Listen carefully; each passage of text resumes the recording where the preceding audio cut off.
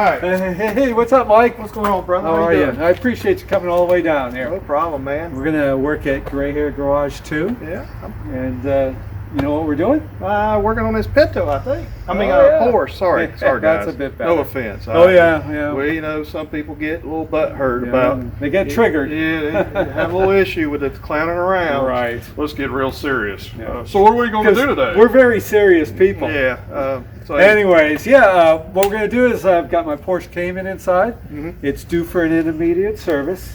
And there's a bunch of stuff that's involved with that. Nothing too tough, but I kind of just wanted to show how to do that. And that, you can do that too and save yourself a lot of money. Yeah. So that's what we're going to highlight today. All right, cool. Hope you all enjoy it, and let's give it a try. Let's get to it, brother. All right, man. Let's do it. All right.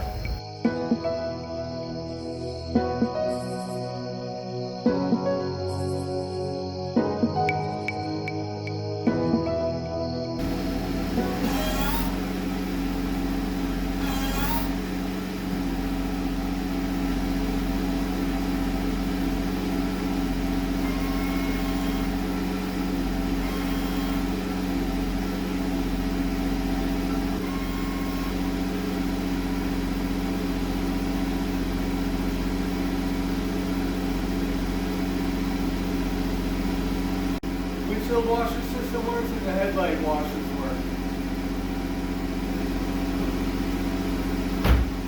Hey, Rich, what's next on the list? The horn. Well, that's pretty easy. Horn blows. Driver does it. Awesome.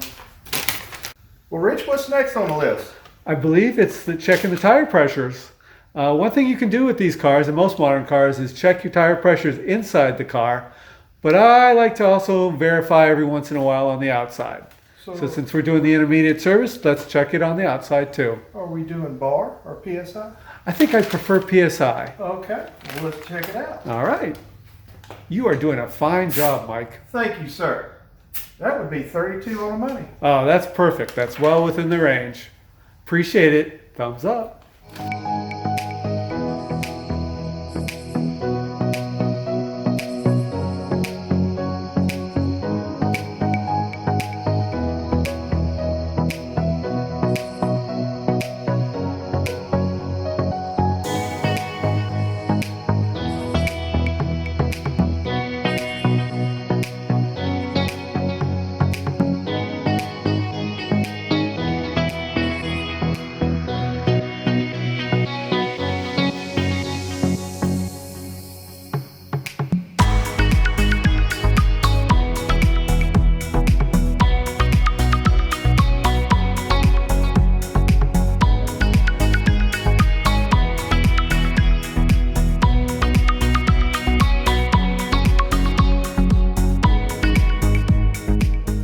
Get just a stubby little flat bladed screwdriver, and we'll pop off that little foam panel, and that'll give us access to the inside cabin air filter.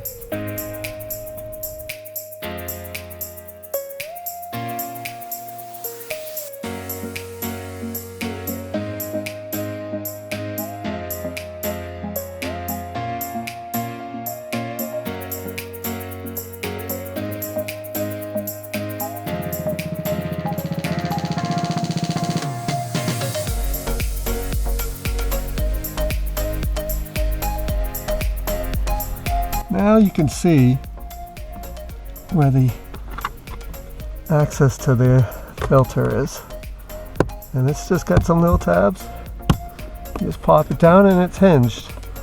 What you want to do is make sure you get the orientation correct with the direction. See that arrow? That means the airflow goes that way.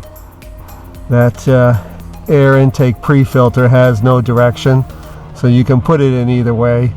But I kept it to the original way. The other one was with the wording on the left hand side. So we're gonna pull this one out. Now, there you go. Kind of angle it out and it'll come out okay.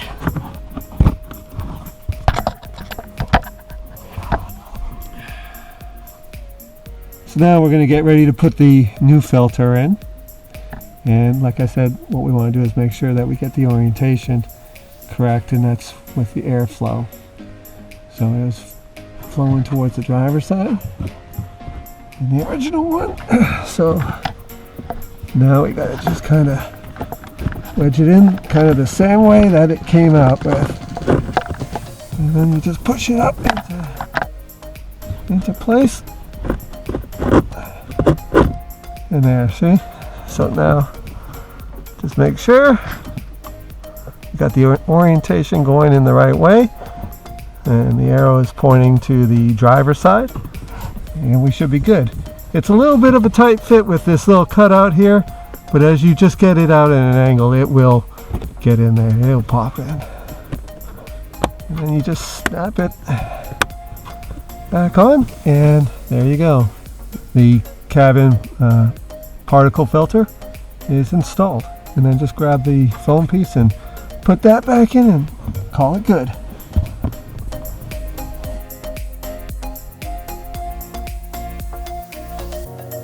So what's next on the list? Checking the hood latch mechanism. Oh, Okay, well, let's see. that popped pretty good. Yeah, I think we're pretty good. Check's good.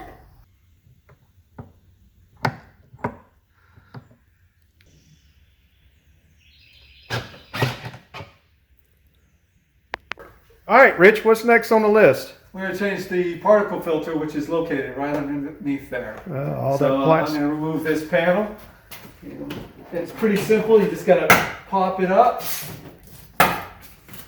And then, because I had this cord for the charger, I just got to shove that through there like so. And then it just simply comes out like so. Nice. And then it's just located right here. Okay, so what do you do? Just physically just look at it? Is I it just good? gotta undo these tabs, and then you just pull it out. Okay. And then put in the new one.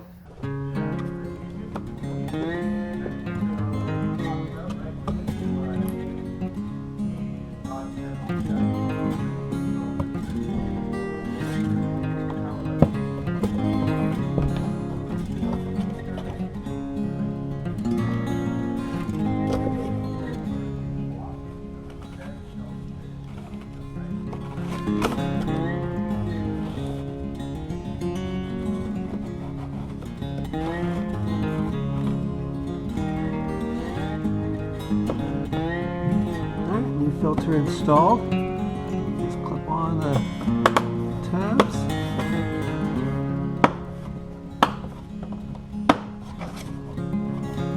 There you go.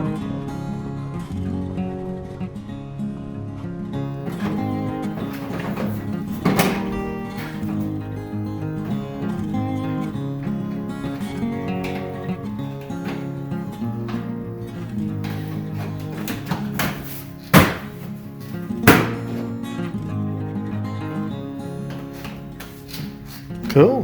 And there we go. Job completed. Check's good. Excellent.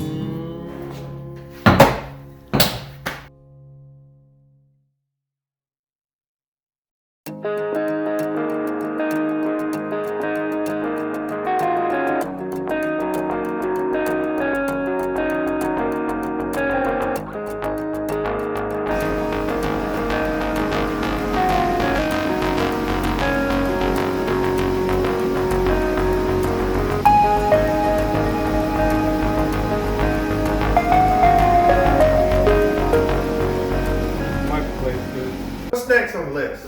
Checking the lights. We can do that. Excellent. I think we have the technology. Got lights on. Excellent. Yep, I see them.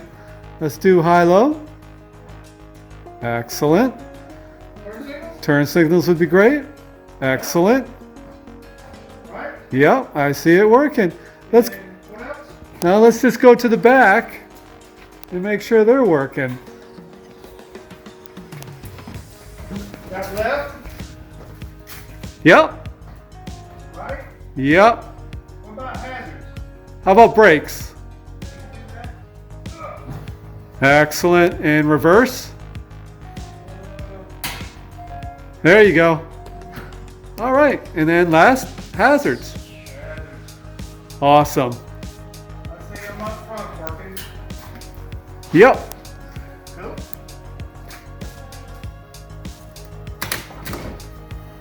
Check's good. What you got next on the list, Rich? Oh, we need to check the air intakes for any debris or blockage. So we got the 2 in the front and the 2 on the side. Pinto, I'm not real sure, but I'm assuming these things. I would think so, where you see those little radiators. So you're just looking for leaves or debris that might be getting in the way there, and especially in the fall, you might, exactly, you might get a leaf. And yeah, you're just looking for any debris that doesn't belong in there. Check's good. Everything look good in there, Mike? Oh my I don't know, God. hold on, Rick. Oh, that was good. All right. This one here too? Absolutely. Check's good. Excellent.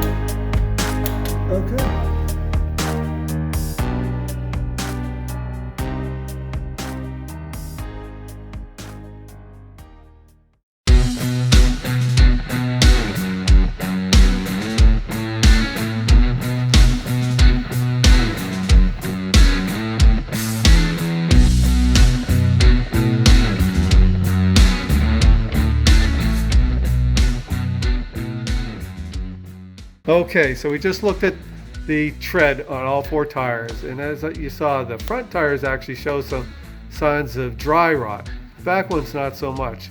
As far as tread depth, they're fine.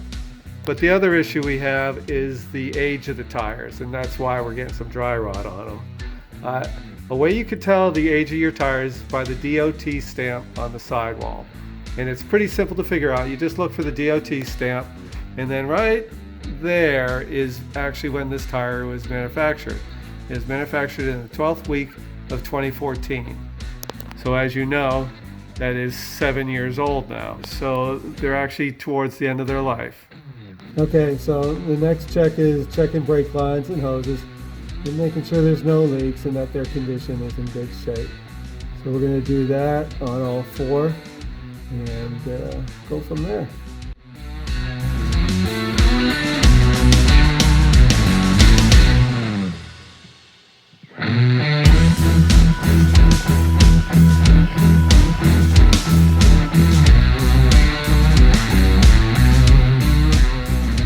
And as you can see, the brake hose looks great, and there's no leaking around the joint there, and that goes into a hard line that runs in the chassis.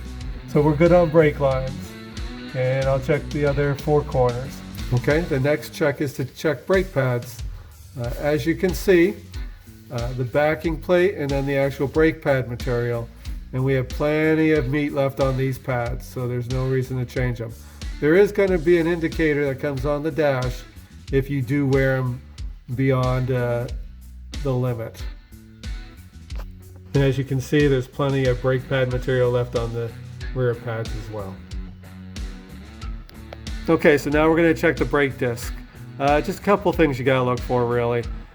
Mainly you're checking the condition of the surface, make sure it's not grooved anywhere, and that you don't have a step here. The reason you'd get a step there is the brake pad material doesn't quite get to the edge there, and when the disc is getting worn, you'll have a step. And as you can see, this is nice and smooth and drops right off. So this brake disc is good. And now I'm just going to go through and check all 4. Alright, the next thing to check is your drive shafts. Mainly what you're looking at is the boot condition. You're making sure that they're not torn or leaking. And as you can see, this is the driver's side. And those boots look pretty good, and I felt around there, there's no tears or anything like that. And here's the passenger side.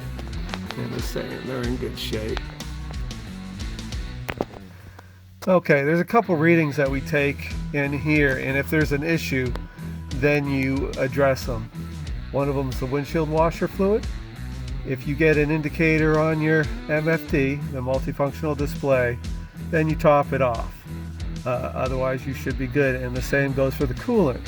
If it gives you a low warning, then you would go back there and top it off. And there is a manual indication on there which I'll show you.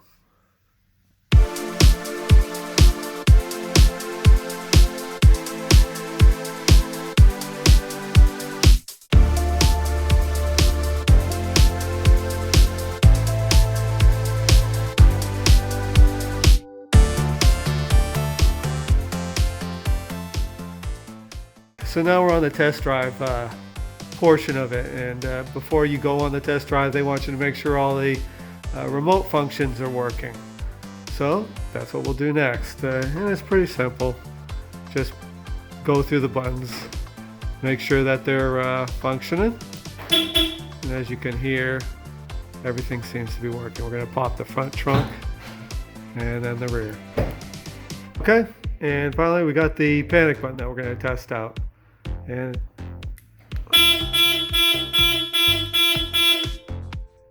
panic button works. Okay, the next check they want you to do is check the function of the seats. So you just go through the buttons and try everything, and I can hear that working. I can see that pumping out. I can hear that moving. There. Forward, back. And then bolster, and everything's working on that seat. Now onto the passenger.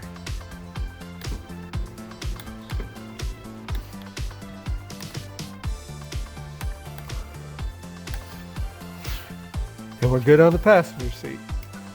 Next up, they want to make sure the operation of the parking brake works.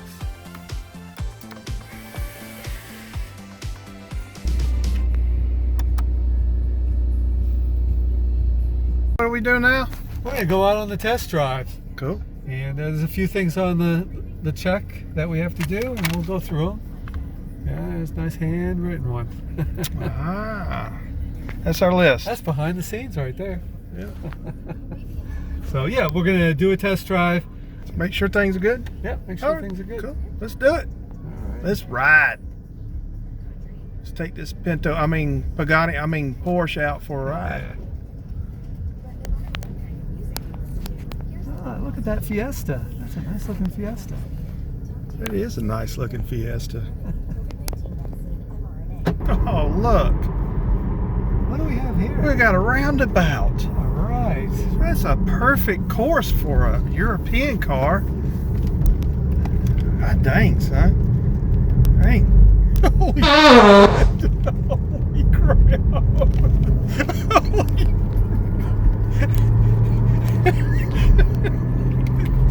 Like, where the heck are we going? Great driving, Rich. You like that, huh? I'd like to see a Pinto do that. Check's good. Check's good. Rich, I'm gonna read off your little checklist here. Foot brake travel. Oh, just in time for the stop. Oh, look at there. Yeah, nice solid feel, and then just the right amount of travel there. Okay, how's your steering? Well, let's see. That's one of the checks too. It feels pretty good to me. Yeah, It's definitely steering the car. Yeah, that's pretty I'd good. say it's good, and I'm not hearing any clunking or anything like that. And so. the transmission shifting good. Yeah, let's see.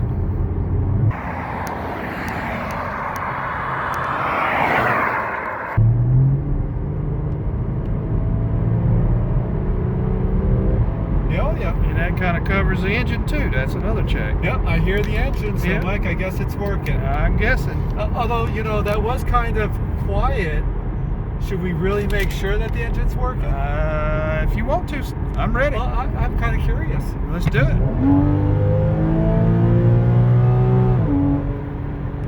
Engine check's good. Check's good. All What right. about cruise control? How's that working Well, on let's this? check it out. It's Let's on the- set it and see how it goes. It's on the checklist anyway.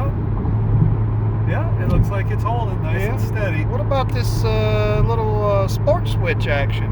Oh, you'll like that one. Oh. That changes a few little things here. Let's see. Oh, yeah. Ah, It downshifts it. It changes the shift parameters. I just heard And it on. works. Works very nice. Sweet.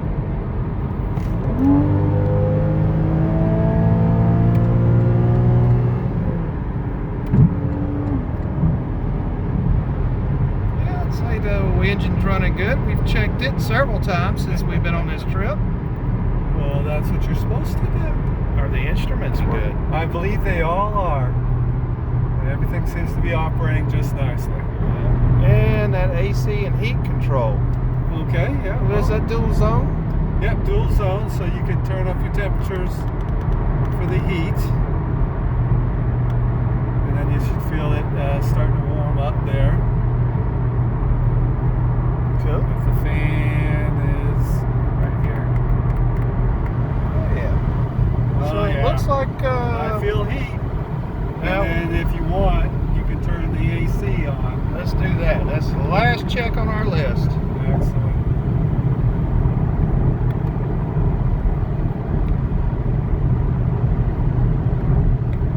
Oh Well, yeah. I there we feel go. AC. I feel it. So I think we're good there. I think we are too. Oh yeah.